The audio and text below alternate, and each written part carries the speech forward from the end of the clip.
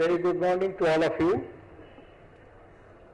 Mr. M. K. Narayan, distinguished Governor of West Bengal, Sri A. K. Antony, Defence Minister of India and Chairman, ISI Council, Dr. Rangarajan, President of the Indian Statistical Institute, Sri Srikant Jena, Minister in charge of Statistics and Program Implementation, Dr. Bimal Roy, Director ISI, distinguished members of the ISI Council, distinguished members of the faculties, distinguished guests, ladies and gentlemen, dear students. It's indeed a very pleasant occasion for me to be present amidst you on this occasion, and to me it is almost a homecoming after a gap of almost 2 years. I have the privilege of being associated with you long 8 years as the chairman of the council. I deeply appreciate and sincerely thanks the members of the faculty, members of the council and all others, the utmost cooperation which I have received from them during my tenure. As I did not get the opportunity earlier, I wanted to take this opportunity to express my deep appreciation for all of them. Distinguished guests, ladies and gentlemen, dear students, the foundation of this unique institution was laid by Prashant Chandra Mahalanobis, who was recognized for his pioneering work in applied statistics. The grateful nation observes 29th June, his birthday, as Statistics Day all over the country. He was also known an architect of the economic development planning and the second 5-year plan, a substantial portion of which was drafted in this institute and which is popularly known as Mahalanobis model of planning. It was his contribution. In the 1920s, Professor Mahalanobis had a wonderful vision about the potential of statistics in creating a modern society. He correctly identified statistics as a key tool for the progress of science and technology. He sought to develop the statistical infrastructure in the country. In 1931, he set up in one room of the Presidency College in Calcutta a statistical laboratory. This path-breaking initiative, taken more than 8 decades ago, has now become a large institution. ISI is today reckoned as a world-class academic body in theoretical and applied statistics. I have fond memories of my long association, which I have already narrated to you. ISI has produced outstanding scientists, teachers, researchers, consultants, entrepreneurs, institution builders, and other professionals. Quality of ISI's products is a telling evidence of the high standards of education imparted by it. The Convocation Day today marks the culmination of a fruitful educational experiences of yet another batch of students from this institution. On this occasion, I see a palpable sense of joy and exhilaration in the students. Through the sweet pain of their labor, the graduating students have fulfilled their long cherished dreams and that of their guardians and well-wishers. I congratulate all of you on your success and urge you to play a key role in deciding our country's path of progress. You, the bright future of our nation, have the potential to think differently, apply judiciously what you have learned here to make a lasting contribution in the field that you have chosen to pursue. Distinguished guests, dear students, statistics as a discipline finds wide application in society.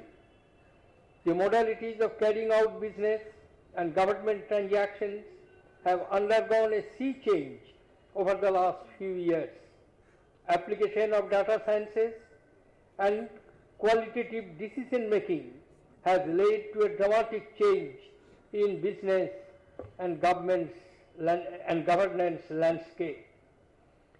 Enhanced capability of analyzing large data has had a positive impact on our ability to formulate effective public policies. It has helped in improving transparency to ensure last mile connectivity. It has facilitated in reaching out to a large cross sections of people for wider service delivery.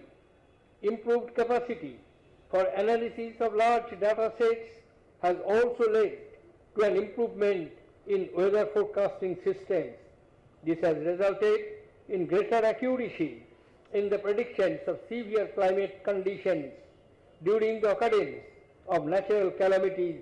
This has accorded us crucial elbow room to carry out large evacuations and save precious human lives. Data mining and statistical techniques have also been used to initiate counter-terrorism programs like the National Intelligence Grid. Efforts have been made to introduce statistical systems for estimation and control of fake Indian currency notes. I am happy to note that ISI is involved in developing technologies and theories in the areas of cryptology and information security that are likely to have far-reaching impact on national security policies. The efficacy of our policies, especially in the social sector, hinges on the quality of data collected by different government agencies. Good policies call for good data standards. Great emphasis must therefore be laid on the authenticity of the information gathered so as to form the basis of policy intervention. Collection of Statistics Act 2008 seeks to facilitate the collection of data on several socio-economic and other parameters. It is the collective responsibility of the citizens and the seekers of information under this Act to ensure that correct and adequate statistics is furnished. I am sure our policies will continue to have the imprint of quality data and their sound analysis. Dear students, distinguished guests, statistical and allied techniques are dependent upon by the business for operational and strategic decision making. The corporate sector makes extensive use of statistics. Allied subjects like mathematics, economics, operation research, quality management, and computer science. Data such as usage of social networking sites, footholds in large retail stores, hits on websites, and usage of the credit cards are thoroughly analyzed for widely differing purposes like uncovering hitherto unknown consumer behavior, assessment of risk, detection of fraudulent transactions, and discovering new customer segments. It is a fact that statistical models and techniques bestow great advantage to the user. However, it is prudent to also exercise due caution in analyzing large data and drawing inferences. Capturing unstructured data and converting them into a structured format are technically challenging problems. They have to be pursued in an enlightened manner. Drawing inferences call for adequate scrutiny of the theory, requiring combined knowledge of the statistics and of the subject experts. In this context, it is worth remembering what Albert Camus, the famous French author and philosopher of the last century, had once observed. I quote, "The evil in the world comes almost always from ignorance, and goodwill can cause as much damage as ill will if it is not enlightened." Unquote. Big data analysis and ubiquitous computing have created unique opportunities. It has led to an increase in the demand of the well-trained professionals in these fields.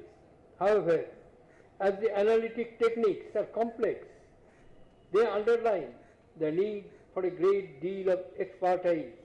A large pool of the competent statisticians in the country is necessary to support the analytical needs of the public and private sectors. Our universities and academic institutions teaching statistics and allied subjects must take due care to upgrade the standards of instruction. I look upon the distinguished institutions like the ISI to take the lead in transforming the academic management of these important disciplines. My dear students, as a happy coincidence, the calendar of 2014 exactly matches that of 1947, the year we started our tryst with destiny. There were a lot of hopes then, and we have been successful to a great extent in realizing them. We are today in the throes of attaining the global leadership. This is possible only through the singular contribution of our all countrymen. For that, we must ensure each and every citizen of this country to partake the benefits of progress and prosperity. Today, technology provides us hope to realize the goal. Our manpower provides us the wherewithal to create and administer the technology. As you leave the portals of this institution today, remember that the skills you have gathered through intense training here can create innovative changes in the lives of common folks in our country. Your knowledge of economics and quality management, your ability to gather and analyze the large data can play a significant role in improving the quality of governance and public policy. I am confident that as you move ahead, you will not only make an impact on business and technology, but also will be empathetic in shaping the destiny of our nation. We are all proud of you and nurture high hope from you. Be the worthy citizens of our country. With these words, I conclude. I wish you very best in all your endeavors. I also take this opportunity to wish everyone present here a very happy, healthy, rewarding and enduring New Year. Jai Hind.